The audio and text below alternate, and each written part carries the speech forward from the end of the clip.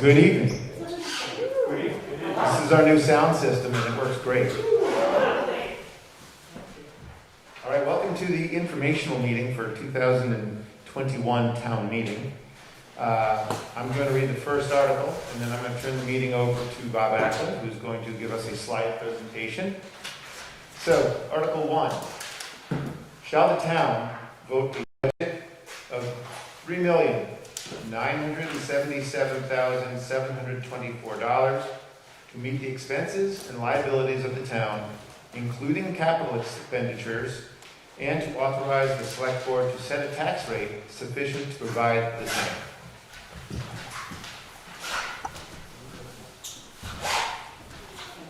So I hope people will excuse me as 6 feet away from, I'm going to take my mask off to speak. So, good evening. Good evening. This is better than not being in person. I wish there were more people. Thank you very much for coming out. So, the 2022 budget, and I want to start off by, come around this way and give you a little bit of an overview of what we're going to do. So, it's pretty typical of what I've done in the past. We're going to look at the budget. Section by section as we go through it and explain the differences. And the process is pretty consistent with what it's always been.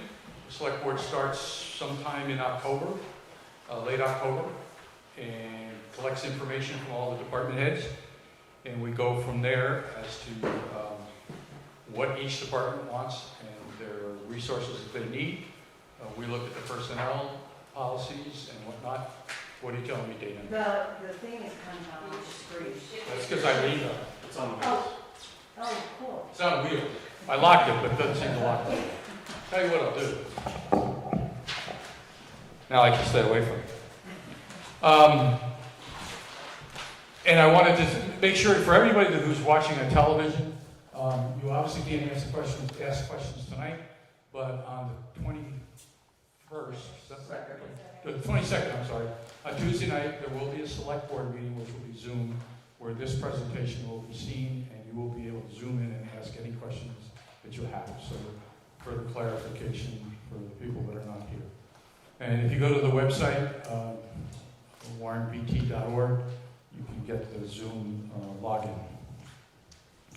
So the highlights of the budget of 2022 are pretty straightforward. The total budget is up only 2% over 2019. And I bring that up as an important consideration as 2019 was pre-COVID, and the subsequent years, 2020 and 2021, we did take measures to reduce the budget expenditures, and consequently, we've got a budget in 2022, which is 21% over 2021. So, I know people say, wow, it's way up, but really, it's not up from our normal operating scenario. It's only up 2%. One thing that we did, and I feel really good about this, is that the select board really addressed some staff policies and pay rates, and we have addressed those, and I'll touch base on those a little bit later. We resumed putting paving back in the budget, which we had taken out because of COVID. But we had the anticipation that with COVID, our tax revenues would be a concern. That never materialized. So thankfully, people were able to pay their taxes, and our delinquencies are in normal line with what they normally are, so we're not seeing any real impact from COVID on the town revenues. We also included some warrants in the budget, which we, in the previous years, had put on as separate warrants on the ballot, either on the town meeting floor, and then last year we put them actually on the Australian ballot, such as the Conservation Commission's $20,000 going into the Conservation Fund. Those are now in the budget. And we also increased capital to address the hopefully upcoming repair of the covered bridge. So, which again is, the one thing you have to remember with funding for a municipal or for government, you got to ask for the money in the front end, thinking hopefully you can spend it. You may not get the grants that you want, you may not be able to spend it, but if you don't have it funded in that year, then you can't obviously do it.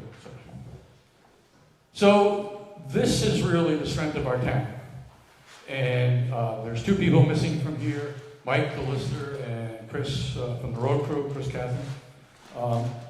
You know, we do some things that put things in place, both on all the volunteer committees, but these are the people that really make it happen. And I think this year we really tried to stand up for these people. And actually, quite selfishly, we wanted to make sure that we could ensure that all that knowledge that's on that step would be here down the road. With the migration of people away from jobs, it's been a serious concern, and we are experiencing that right now, where the road crew is down one person, and we have not been able to refill that position. So I just want to make sure everybody realizes that these are the folks that we've got to keep. We've got to treat them well. We've got to take care of them, or else we would have a more significant problem down the road. Because I don't think we can step in and do a lot of what has to get done here. So we talked about the staff, and hiring and retaining staff has become an issue nationwide. It's not a unique problem to Warren or to Vermont. But we have to do our part. So what did we do? So down here in these lower four numbers here, we increased the payroll by 6% for a cost of living increase, which is the highest that I've ever seen us do since I've been on the board. And you know, we're not out of line with a lot of indices in the nation. Social Security went up 5.9%, and that came in for a total of $65,000 added to the budget. We also gave a $2 an hour increase to all members of the highway department, and a raise to the town clerk. And there are associated payroll costs of that, with any of those changes. And then the larger thing that we did, which from a dollar standpoint is actually the smallest, but we upgraded our, what we call HRA. I don't know how many people are familiar with that. It's a health benefit that the employer pays the deductible, or pays a percentage of the deductible. So we increased that to 100%. So, and that impacted us by $11.7 thousand. So the total increase was $138,000, or a 3% impact to the budget. And here are the numbers, and I really apologize for this. So you can't read the numbers, but the top number on the right-hand side is $3,977,000. If we go over to 2021, we have $3,274,000. So there's a very sizable jump there. But as I said, using 2019 as a baseline, we're not far over that number. I think it's $200,000 we're up. So if you just go through the benefits that we did for our staff of 138, that's a significant part of that $200,000. And one other benefit that's in here that I didn't, which I'll cover under services, but the library, through the course of COVID, really stepped up and has done an outstanding job of serving the town. And so they did a pretty deep dive into what their operations are. And they are adding a full-time staff person, which the select board went ahead with, and the library trustees stepped up their donation, so that sort of offset that increase. But it definitely had an impact on the budget. Here, you can see, here's 2019, okay? It's not, there's not dramatic difference. These are the 2 years in between, and that's where, COVID, we really took a dip for COVID. So, again, I go back and say we're pretty much on track to where we should be. And here, if you look at the categories, and again, tough to read, this is capital budgets, the percentages. I can't even see it. So They are in the book. I knew that they were in the book. So if you're But the reason I wanted to show this is it's more graphic than it is the absolute numbers. This is 2022, and just take a picture of that in your mind, and then look at 2021. They're very, very similar in terms of percentages, in terms of where we're spending the money and the percentage of allocations. So, and historically, we've been pretty close to that over time. We really haven't deviated much. Highway expenses are our largest expense for sure. There's, only so many ways we can skin that cat. And, actually we're getting pressure from outside of the town that we have to spend more money, but that's another discussion, and I'll touch base on that. So, all in all, we're pretty solid in our allocation of money. And jumping into the categories, this is administrative expense. And this one, yes, did take it, and again, this is, going back to 2020 actual. We did jump up, but again, we increased spending, and we did provide a substantial raise to Rita Goss, our town clerk. Rita did outstanding work through COVID. She was here pretty much every day. She kept the doors open. She was a real trooper. She never complained. She didn't ask for anything. And I think she even sort of didn't want this reward that we wanted to give her. So honestly, it's the first merit increase I've seen given since I've been on the select board. I think 11 or 12 years or whatever it's been. So, I think kudos to Rita, and we all recognize that she does an outstanding job for the town. Other than that, that's really the impact of what we saw here. And you'll see here, I mentioned slide 5, full-time staff. The town clerk, Rita. We did see some increase in election costs. We've got a midterm election coming up in November, and the state mandates for elections have definitely put some increase in costs, which are all, I think they're merited. But the great thing about the state of Vermont is they mandate things in the legislature, and then they just let the towns have to pay for it. And it's a little bit hard, but this one is certainly worthwhile. We are updating our town mapping to the tune of almost $3,000, which is an increase for the listers. And the Conservation Commission, as I mentioned, increased the continuation of the knotweed program and the study of wildlife corridors. So the knotweed program we've run for 2 years. Hito Coleman has run that and pretty much given up his summers to do it. So we being the select board, okayed him having to hire an intern to manage that program. And we've consistently been working, trying to eliminate, I think Hito feels very confident that we're gaining ground and making good progress. And also we're expanding the conservation commissions from Waitsfield, I know for sure, and I'm not sure on Facein, are joining up with us to work on that program. And the wildlife corridors thing is coming as a result of work done with the Planning Commission and Conservation Commission relative to the Northern Forest study that was done some time ago, and getting clarity as to how to deal with wildlife corridors. Office expense, those may look like big numbers, but it's basically $51,000. It's pretty flat. There isn't a lot there. The category is stable over the years. The only thing we've seen is a $2,000 increase due to what the vendor charges us to maintain our computer system. And we're going to see more and more of the cost of doing business is going to coming down the pike at us. Service expense did take a pretty good jump. You can see that that's going up a fair amount. It's up to $429,000.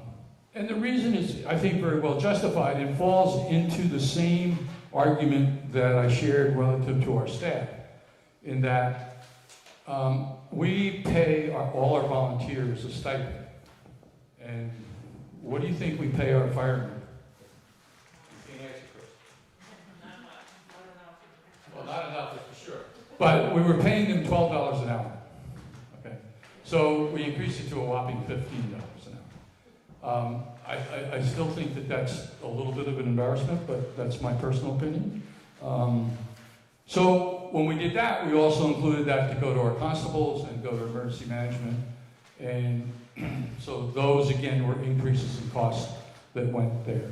And we also increased the stipend to the 4 officers of the fire department because they are stepping up. The fire department is doing some new things. I think the leadership has changed, and they're spending a lot more time addressing fire safety and fire training. So that definitely was a worthwhile expense from our standpoint. Contract services, which is mainly for outside vendors and mainly for the truck expense, taking care of the trucks, it went up. Training is an increase, and that's because we got some outside trainers coming in to help people. And the 75th anniversary this year for the fire department, and we did allocate $7,500 to have a celebration. Constable, again, remuneration, emergency management, remuneration for increases. The library, I mentioned the full-time staff. They kept their expenses for supplies and whatever they spend flatline. Not a problem. They didn't increase any expenses at all. The only increase was the cost of the full-time staff person. Recreation, and in this area we did have a $15,000 total increase. We had a presentation from the Mad River Stewardship Program. I hope people are familiar with it and have followed it. Basically, this was a volunteer program that was put on and funded by the Chamber of Commerce, Lawson's, and Bourne's Energy.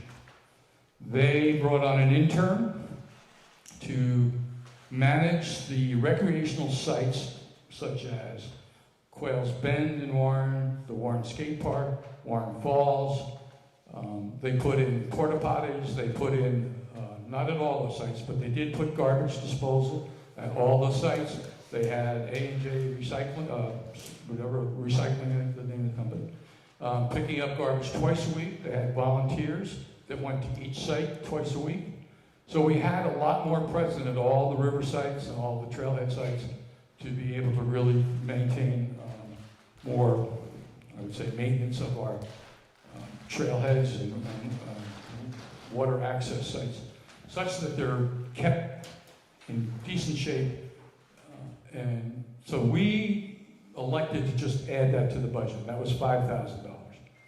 The rec district, which is a valley-wide organization, which is, we have been funding since its inception all 3 towns, increased their fees by $10,000. Last year, that was a separate warrant when they increased to 10. It's now up to $40,000 a year. I will editorialize in the sense, if we compare it to Bristol, I think we spend about $9 per capita on recreation here in the Mad River Valley. Bristol, which is a little bit larger than we are, but probably not geographically, than the Mad River Valley community, spends almost 3 times that on a per capita basis.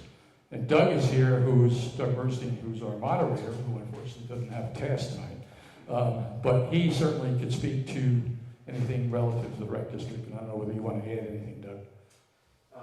If you could speak into the mic, Doug. The reason being, I'd ask anybody else who have a question, speak into the mic because it's being recorded by MRTV.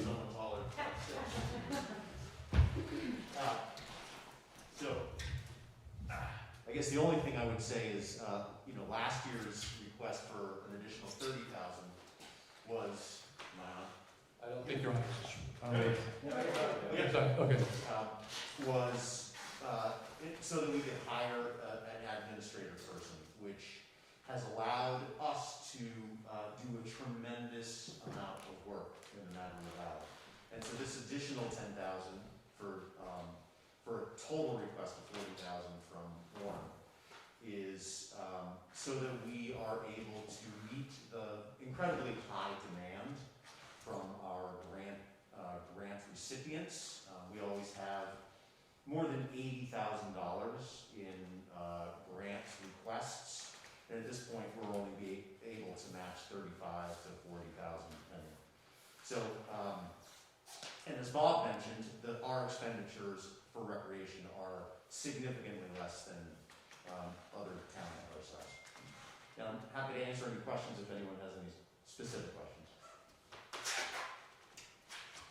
Okay. Thank you, Doug. So highway and bridges, this is the big nut. We're up to 1.6 million in 2022. We were at 1.2 million last year. The year before, we were 1.4. We go back to 2020, we were 1.4 million. So in the budget, our actuals actually were at 1.6 million in 2020. So we're pretty close to where we've been in the actual expenditure side historically. And the big thing here is that we included $240,000 for paving for this year.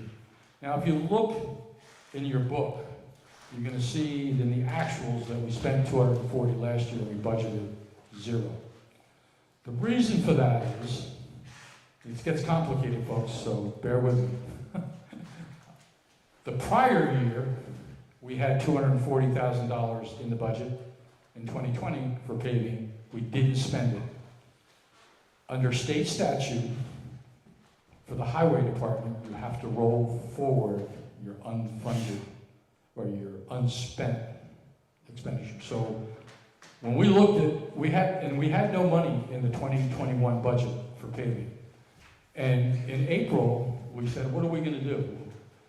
And we looked at our capital balances, we looked at what we wanted to do, and we realized that we could fully fund out of the capital account all the paving for 2021, which was, we did Roxbury Mountain from Senor to the top, we did a little bit of Dump Road and a little bit of Airport Road.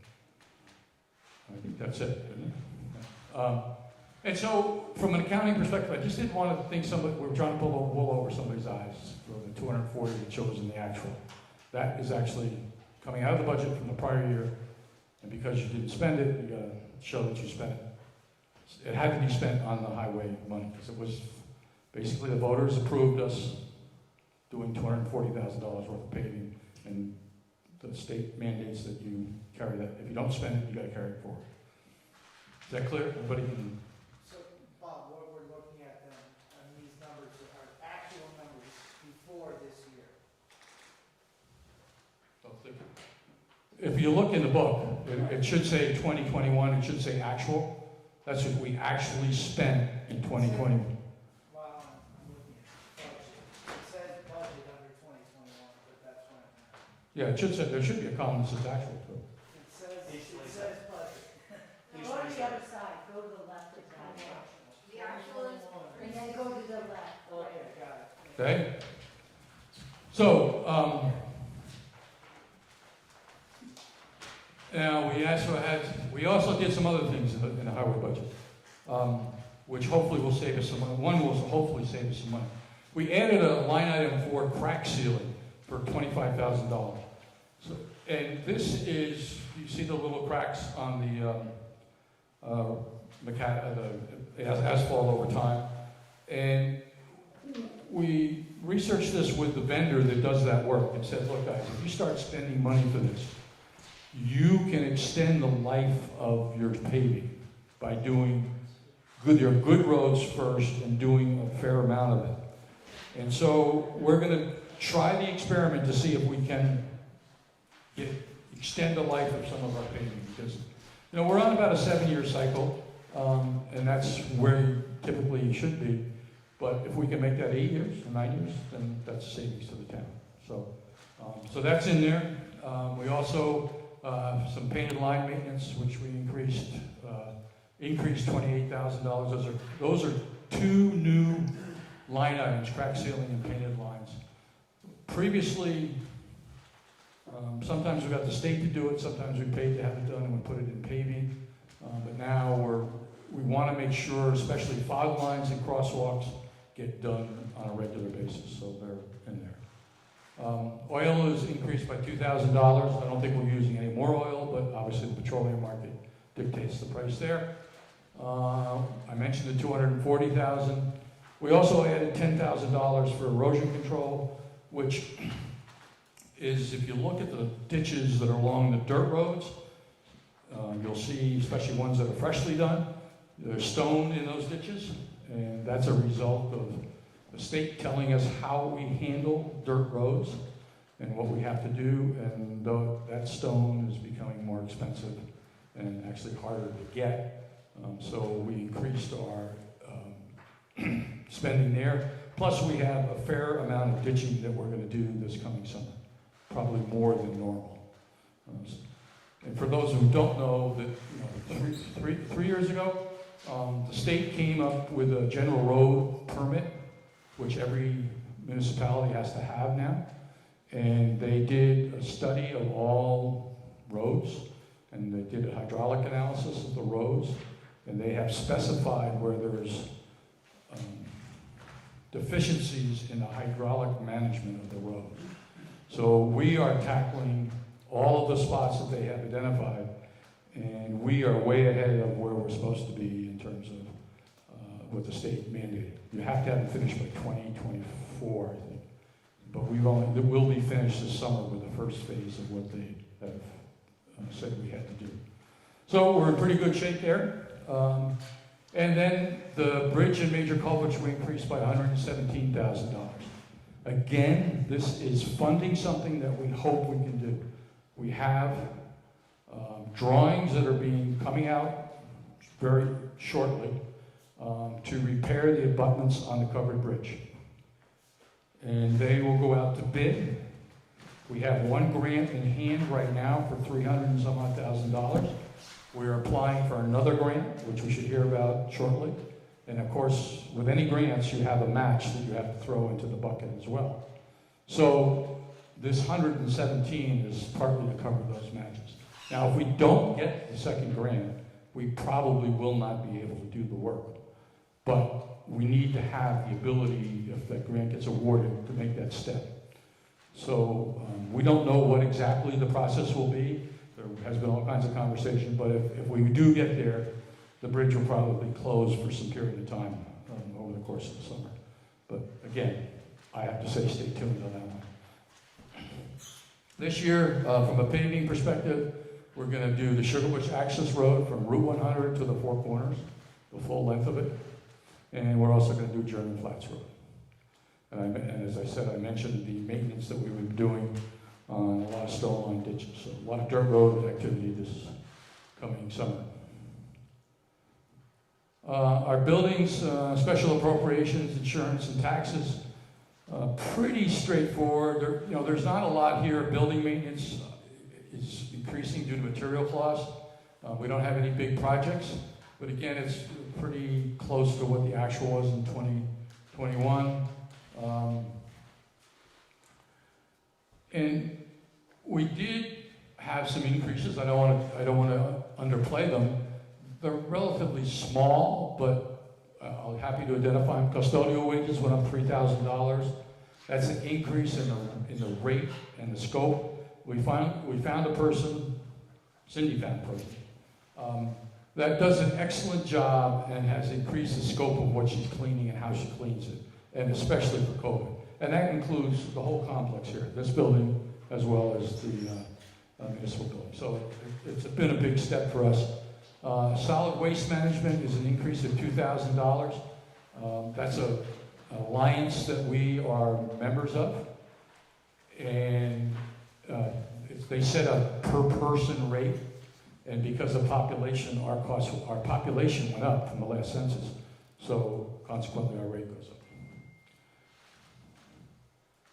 Solar rate bond increase. Again, this is an accounting, I'm not going to say, but it's up $13,000. But if you look reflectively, now it's in line with all the actual costs that we've been incurring since we have had the array in place.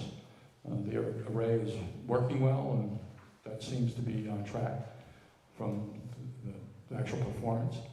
The water system maintenance fee is a fee increase. That's a state mandate. That's a fee we get from the state. The county tax increased $44,000.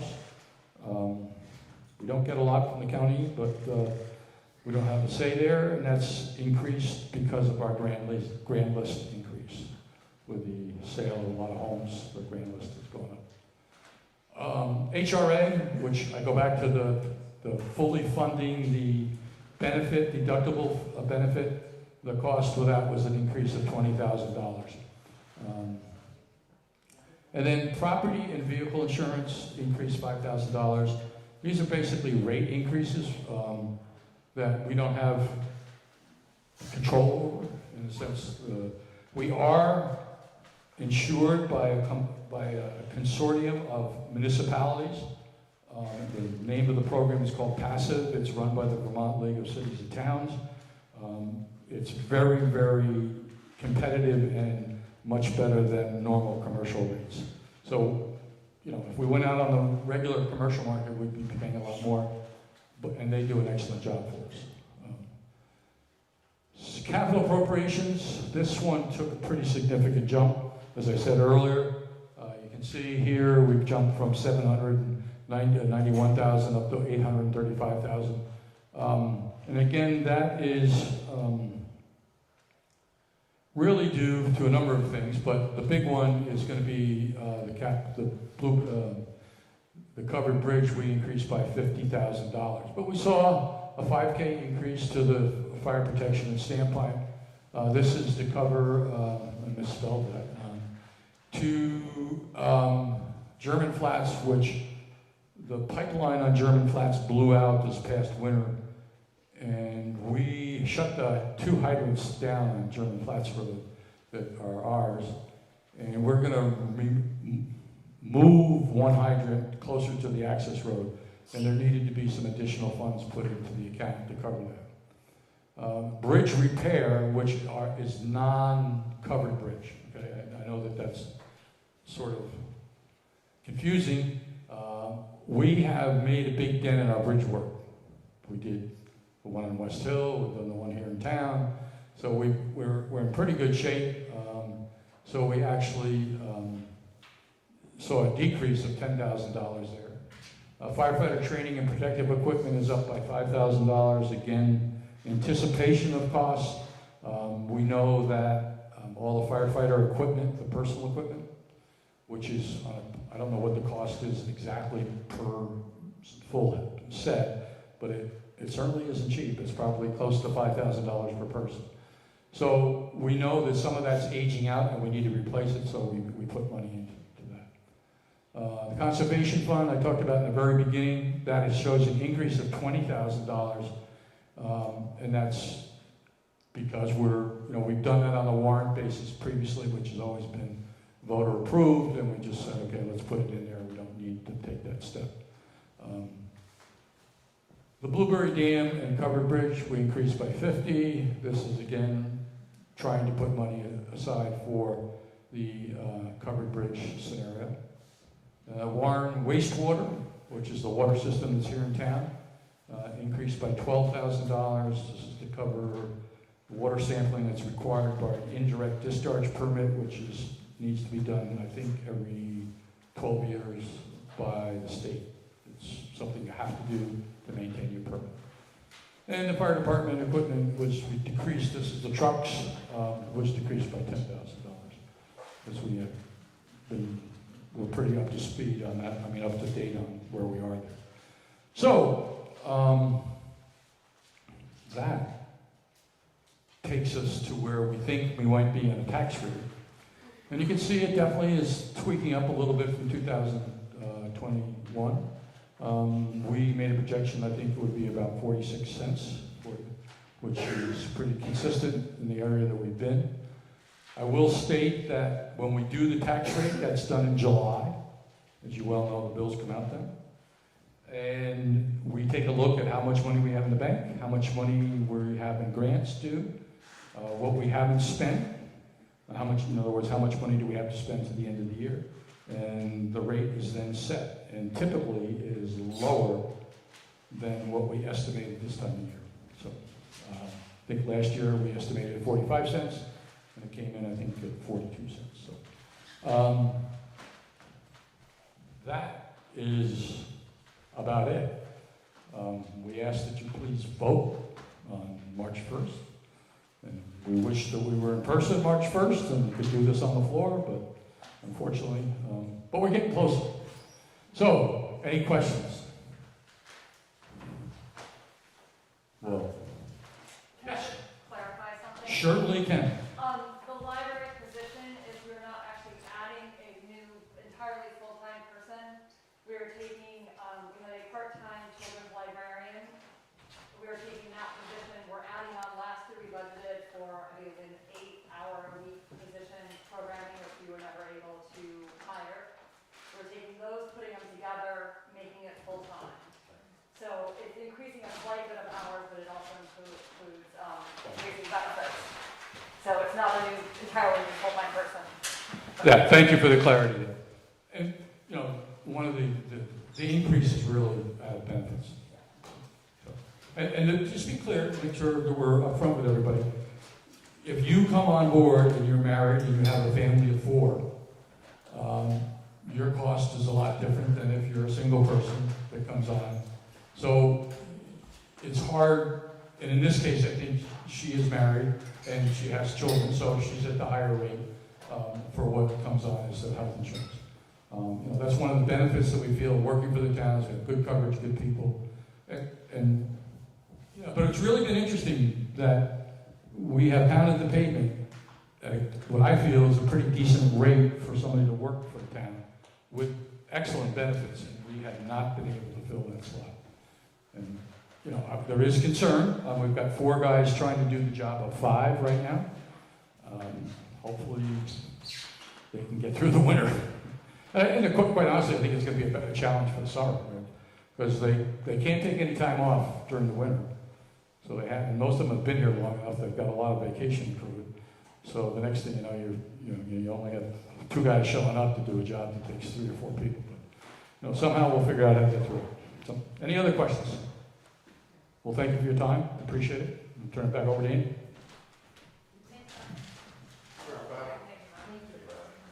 All right, so what I'm going to do is read the rest of the warning, and then we're going to go through and just see if anyone has questions on the individual reports, which are the bulk of this book. So that was Article 1. Article 2, shall the town authorize the select board to borrow money to pay current expenses and debts of the town in anticipation of the collection of taxes for that purpose? So this is what we do almost every spring. We talk to our treasurer. She knows how much money she thinks she's going to need to get through before taxes start coming in. And it's usually $300,000, $400,000, whatever that may be. So this is Article 2, asking for permission to borrow money. We get a very good rate on it. It's usually 2%, lower than 2%, lower than 1%. It's very good rate on money. So, and then we pay that back as soon as tax money starts rolling in midsummer. Article 3, shall the town vote its current taxes into the hands of the town treasurer? This is what Bob Messer used to call boilerplate. So the answer is yes. Article 4, shall the town have its taxes of real and personal property billed July 15th, taxes due August 15th, delinquent after November 15th with no discount. So again, this is the way we always vote this every year. And what this means, every year we have a few people that don't quite get their taxes in by the 15th. They're actually due in August 15th, and when you don't get them in by November 15th, I'm sorry, but it's a bad day for you if you do that. Article 5. Shall the town vote its Green Mountain National Forest money to go to the Warren PTO, that's the Parent Teachers Organization? This is a yes-no vote. In the past, it's been something that's been discussed from the floor, and this year we don't get to do that like last year. The reason that we've chosen the Warren PTO is because we've taken the money that we used to use for children's programs out of the town budget and asked the PTO to both run and fund those out of this money. That's the short answer. If you want to know more, we'll talk more. Article 6. Shall the town empower the select board to accept any land if given to the town or to purchase any land within the town? Again, a boilerplate. It's been a few years since we've accepted a piece of land. I think the Top Gas was the last time we did that. And Article 7. Shall the town vote to start next year's meeting, town meeting, at 4 o'clock in the afternoon at the Warren Elementary School? This is, again, something that we have always voted on. This year we were allowed to change that. The governor, the legislature actually gave us that ability about a month and a half ago to change it and make it here tonight where we are right now. Or actually to make it, this is just the informational meeting, so to make it an Australian ballot on a week from Tuesday. Article 8, to elect all town officers required by law. Again, that'll be on the ballot. Please vote. Any questions on any of those articles? We don't anticipate any property coming up that we're going to buy, correct? Not anticipating them. Well, can I interject? We are planning on having a tax sale for the people who have not paid their taxes in the last 4 years and up to 2 years. So that tax sale will happen probably mid-March. It'll be warranted if by chance there is a piece of property that is not sold and the town wants to purchase it, they have the opportunity to do that, I guess, from what I understand. Yeah, and Chris, we often will do that because it takes it off the tax rolls, or off the delinquent rolls. And then they either have to pay it or lose it. And often they will pay it at that point. Or if they lose it, the town has taken it and had the Pope property, which was up on the Loop Road in Brickley. And we owned that for 2 years or so, and then we sold it actually for most of what had been owed on it. So that's how those things happen. It's usually these small parcels, often in Alpine or on Brickley, because anything of any real value usually gets paid for by someone when they realize they're about to lose it.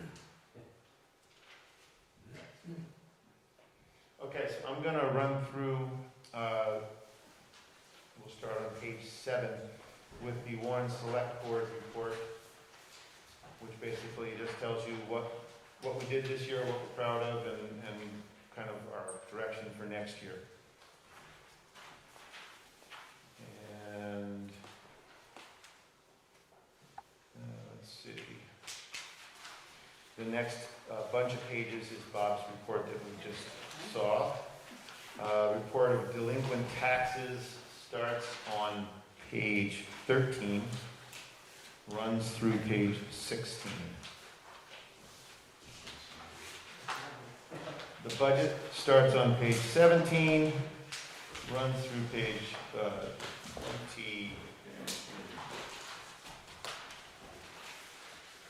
23, and you'll have a chance to vote on that come a week from Tuesday, so March 1st.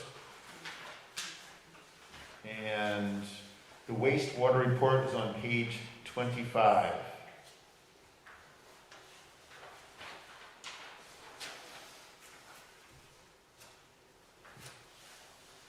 Capital budget's on page 27. So, Randy, are we supposed to ask questions? If you have questions on any of those reports, and just ask them and we'll answer anything we can. How much remaining capacity is there in our wastewater system?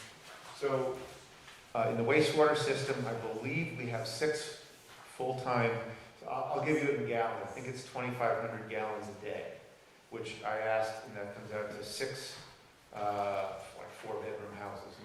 Am I right, Bob? Yeah. So that's how much capacity we have ready to go right now. That isn't already. If other properties in town wanted to connect. Now, if we, for some reason, had a run on stuff, and all of a sudden everyone wanted to connect, it wasn't connected, I believe we could do some engineering work and get permission to add more. But this is what we already have permission for, without having to do engineering. It's done on a bedroom basis, Chris. On a what? On a bedroom basis, so Right. if you build a 2-bedroom house, you know, you get X number of allocation rooms. I just wanted to know there is space to build in the village, and there are some already permitted lots in the village, so that are already part of what's considered. Including, I believe, the town still has, and are still paying on the Ruby Blair parcel. We still actually have that ability, that capacity, thank you. Andrew, do you know what the overall capacity is of that wastewater system? The overall? That's everything. No, unless it's in this report, I don't know the overall capacity. That would be something for Cindy, who is our wastewater guru. I think okay.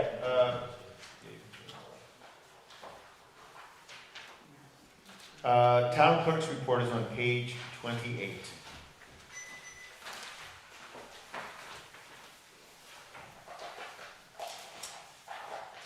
On page 29 is the Library Commission report. And again, kudos to the library folks who have had a great run during these difficult times. Really a highly used and needed system in place. We have a great librarian, and it's a real godsend. Okay, one library report, if you want data, is on pages 30 and 31. Warren Historical Society, page 32.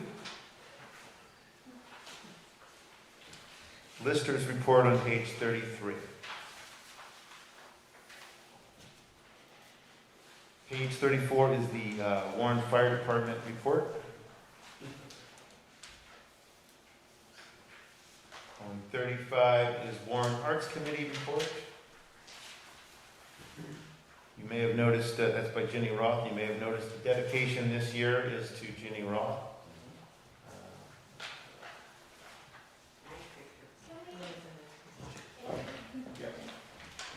Picture of Ginny.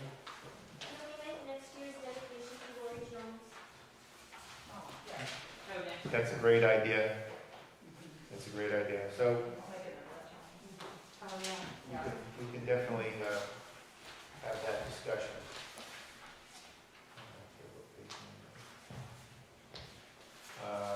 Warren Cemetery report. I guess the Warren Cemetery report's page 36. Warren Department of Public Safety annual report is page 37. I have a question. Go ahead. Has the town thought about why we need 2 constables? We're always talking about that. We're always thinking about how best to make public safety in town what the town needs.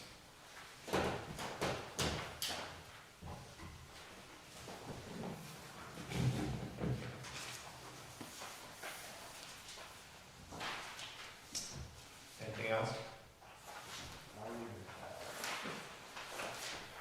Page 38, Planning Commission. For those who don't know, there's a rather large group of regulations that they've been working on for well over a year and a half. Land use and development regulations that will update what we have for regulations and will mirror what the town plan in the past 2 to 3 years ago. It'll more closely match what the town plan specs for the town. And so keep in touch on that one. We're going to be talking a lot about it, both at the Planning Commission, where they're almost done with it, and then it'll come to the Select Board, where we will have to vote it up or down or ask changes to be made or whatever. So if you are interested in that, it's a good time to pay attention. And I'll just add that March 14th is going to be the date, is now set as the date for the public hearing, first public hearing from the planning commission, 6 PM. And I just realized, I don't know if it's virtual or in person, so, but look for that March 14th. And where can people get a copy? It will be warned. So the copy is on the town website. Yep. If you go to the top of the website, I think you can click on the bar at the top, Yep. and that'll take you to a whole lot of information, not just the actual regs, but some videos that you guys have done, Yep. some, just all kinds of data. And will that, if it is in person, will it be in this room?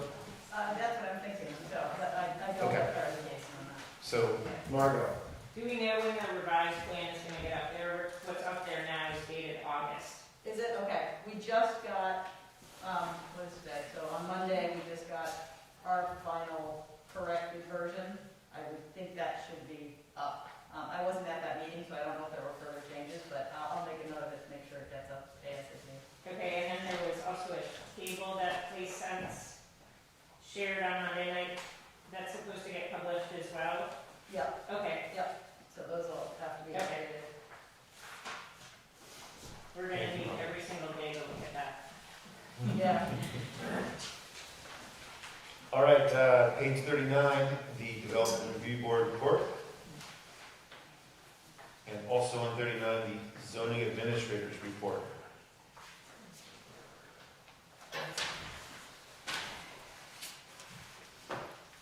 Page 40, Warren Conservation Commission report.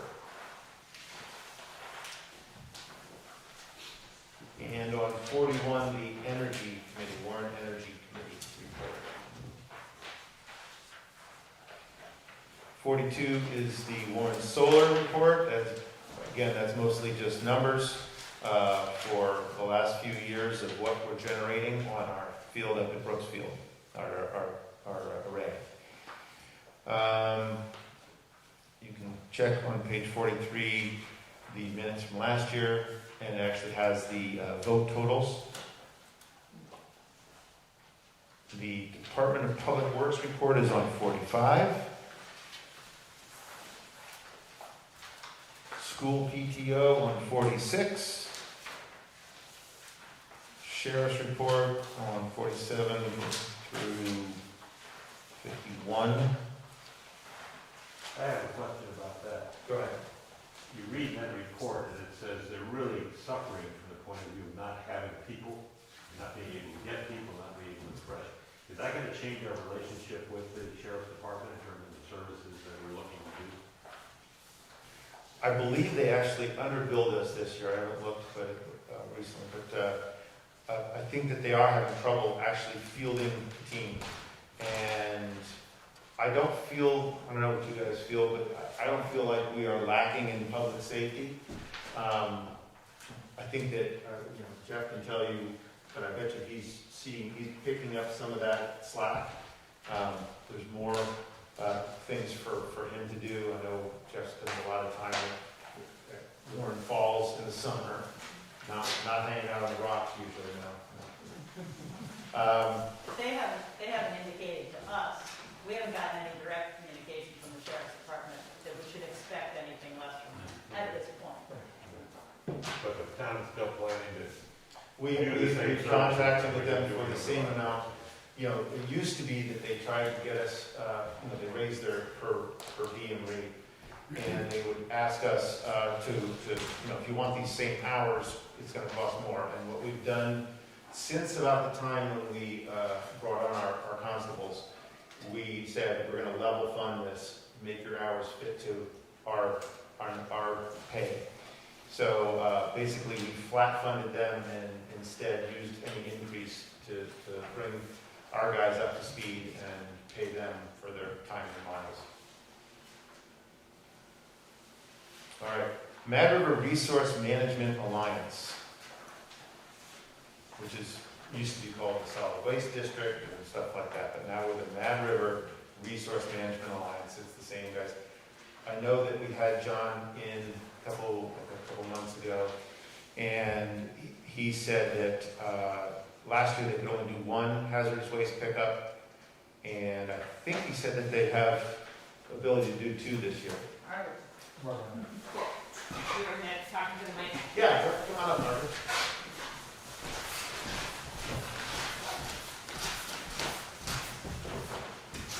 So I represent the town of Warren on the Alliance. This year we are planning to have 2 household hazardous waste days. The dates are gonna change, so be mindful of that when you're thinking about your disposal. One is gonna be early April, and then the other one is August, and I can't remember exactly where it falls, so the schedule is very different. That's actually the reason that the fees are going up this year, because the cost to host those household hazardous waste day events has gone up. So that's the main thing. Thanks. Okay, on page 54, the Mad River Valley Planning District report. That's Josh Schwartz and his team. And page 55 is the Mad River Valley Ambulance Service. Friends of the Mad River, these aren't town reports, these are just reports that we include because usually these are places where we have spent town money. So you'll see reports, I'm not going to go through all of them, but you'll see reports for CDHHH and Council on Aging, all the various places that, in the special appropriations section, they send us. So that is your town report this year. Does anyone have any other questions on any topic? Except for baseball, I can't tell you what's happening in the discussions on baseball. If there are no other questions, then I think we will adjourn this meeting. I have a quick question. If people are wanting absentee ballots, there's a form out here that we can fill out, and we will mail them to you on Tuesday. And if you'd like to see an example of the ballots, they are right here on this table on display, right in front of Margot and myself. All right. Thank you all for attending. And now go home and have a good night. See you later.